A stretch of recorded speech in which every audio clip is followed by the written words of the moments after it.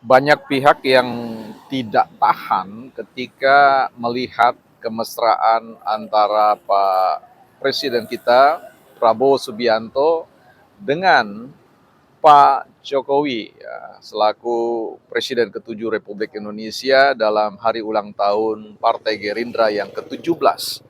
Dan hal yang menarik bagaimana mereka berbalas pantun dalam rangka memberikan pujian dan rasa terima kasih. Ini dua karakter yang menurut saya tidak boleh absen dalam suksesi kepemimpinan di Republik ini. Nah, hari ini kita ada di edisi ya, lapangan ya teman-teman. Kebetulan saya mampir di tempat ini. Kita mau bicara soal matahari kembar ya, yang mulai dihembuskan baik oleh Pak SBY, Presiden kita.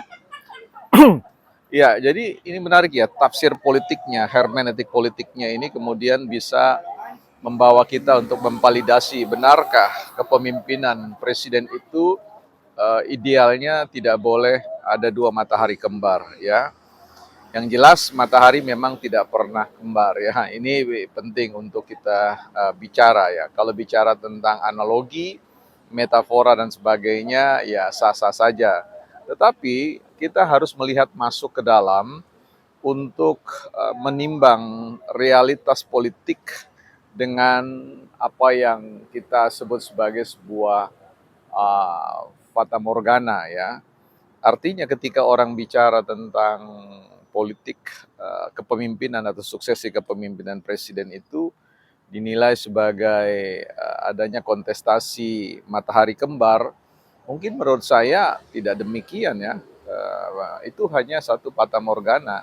Kelihatannya dua matahari kembar, tetapi sebenarnya dia bukan berwujud dua matahari kembar, tetapi berwujud antara matahari dan bulan. Ya. Kalau Pak Prabowo kita sebut matahari, ya Pak Jokowi bulan lah, gitu.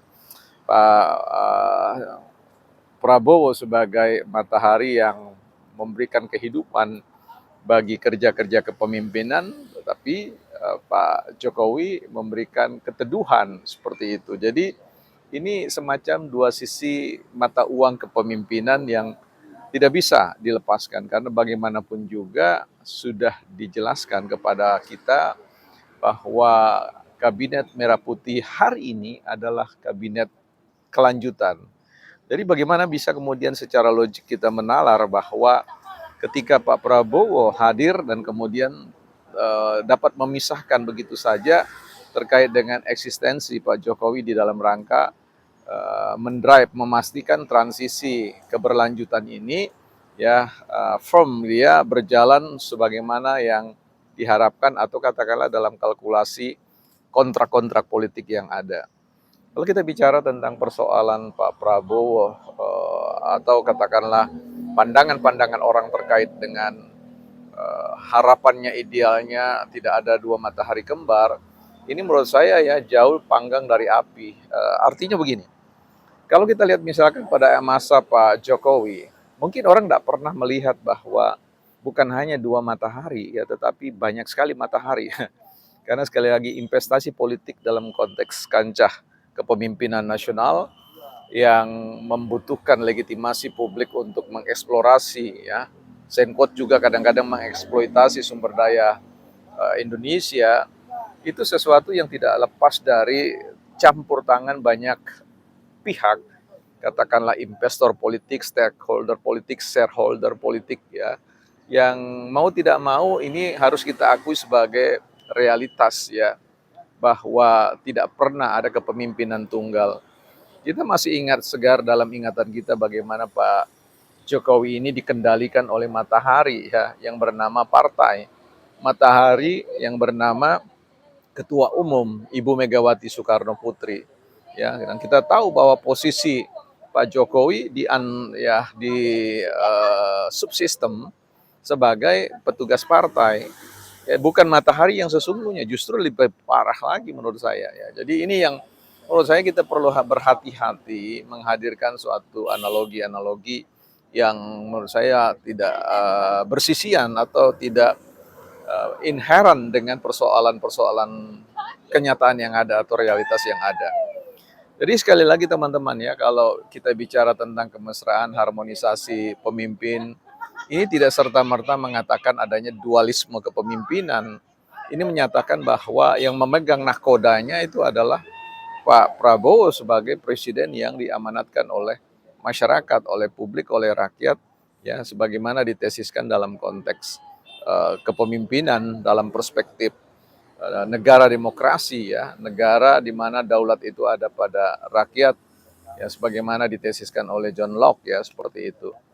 Jadi di sini saya kira tidak perlu terlalu harus dilebih-lebihkan seolah-olah Pak Prabowo ada di dalam kendalinya Pak Jokowi ya di bawah pendiktian ya, Pak Jokowi, bahwa kemudian Gibran selaku representasi dari publik yang mendukung Pak Jokowi dan juga representasi dari terah Pak Jokowi ini harus dimaknai dalam konteks bahwa memang satu kerja-kerja kepemimpinan sebesar bangsa, sebesar Indonesia ini harus memang di-drive oleh satu kolaborasi ya, kolaborasi.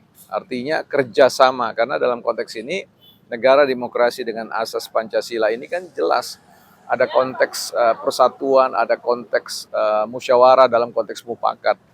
Dan negara sekali lagi kita tidak pernah didesain sebagai makhluk mono ya, tapi makhluk multi, makhluk sosial, makhluk yang punya keterbatasan-keterbatasan yang hanya bisa diisi oleh kehadiran yang lain.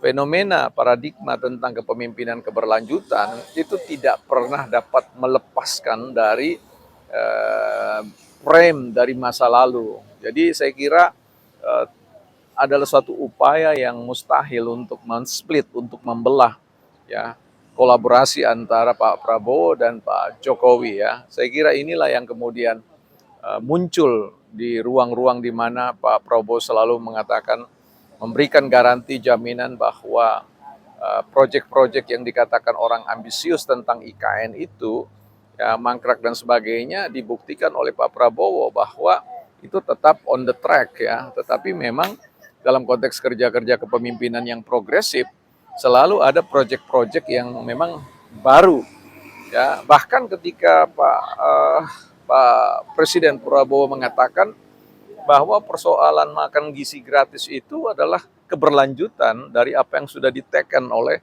Pak Jokowi. Ini kan mencerminkan betapa besarnya ya peran Pak Prabowo dalam pengertian dengan kerendahan hati untuk mengatakan bahwa saya adalah bagian yang tak terpisahkan ya dari kepemimpinan suksesi dari Pak Jokowi. Bagaimanapun juga Pak Jokowi adalah mentor beliau ya, mentor beliau dan beliau punya andil dalam konteks pembentukan karakter dan kepribadian kepemimpinan seperti seorang Prabowo.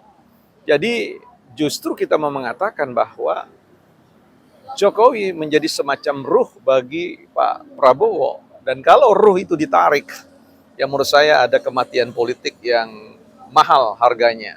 Nah ini yang perlu harus kita renungkan bersama-sama, bukan partai politik. Kita minum dulu teman-teman.